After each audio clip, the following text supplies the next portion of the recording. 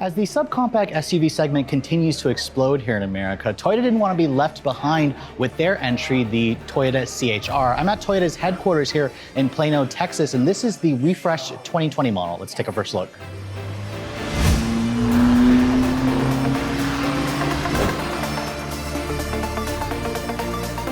So as you can see, looking at the refreshed 2020 CHR, the design changes are pretty minimal here. This car, when it came out in 2018, was already a radically designed car. And remember, it was supposed to be a Scion first, but when Scion was discontinued in 2017, it became a Toyota. Now, looking at the front fascia, you can see this particular one here is the limited trim level. It's the top of the line, painted in this black sand pearl with the silver contrasting groove. It certainly looks distinctive. If you look at the front end, you can see slight changes here. The grille is slightly different. There's this new, trim piece here on the lower part of the grille, and then you have these refreshed LED headlights with new repositioned LED fog lights. And overall, it's still very recognizable as a CHR. It will definitely stand out. I just don't know if I would prefer this car in the black. Toyota will also offer it in red, a molten lava color, which is a bright orange. Now, looking at the side profile, you can see the wheels are also refreshed. These are a 17-inch wheel that you get on the Limited. They are a slightly different design. The base LE and XLE, Toyota says, will have a carryover wheel design. It definitely looks good with the body lines. There's also the requisite cladding to make this thing look a little bit more like a crossover. Remember, this is the smallest and least expensive crossover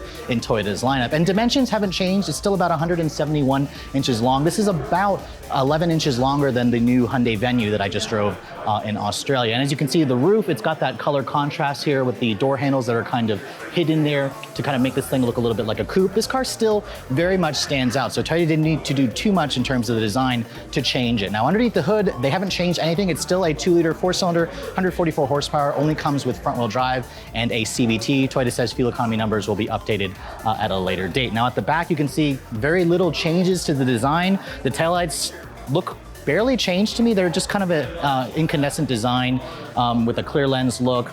The rear bumper is slightly different, but really you have to park this car next to the 2019 model to see all the changes. But let me hop into the interior because Toyota says they've actually made a good deal of changes on the inside. Now, stepping inside the 2020 CHR, now my biggest complaint with the pre-refresh model had to do with the interior that really reminded me that I was in a Scion product.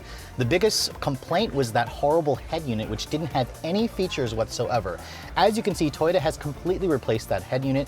This looks like an 8-inch touchscreen. This is the latest Toyota Entune system with Apple CarPlay, Android Auto, Amazon Alexa, built-in 4G Wi-Fi LTE. It's got all of the tech in it that a younger buyer is going to want. Remember, Toyota is targeting millennials, basically my generation with this vehicle, and the lack of tech was a huge oversight. So I'm glad to see Toyota has rectified it. As you can see, this limited grade model has a 8-way power driver's seat. It's got a leatherette interior. It's got this new gray headliner. If you guys want a lighter color interior, unfortunately black is still your only option, but Toyota has updated the headliner to be a gray color to make this interior feel a little bit brighter.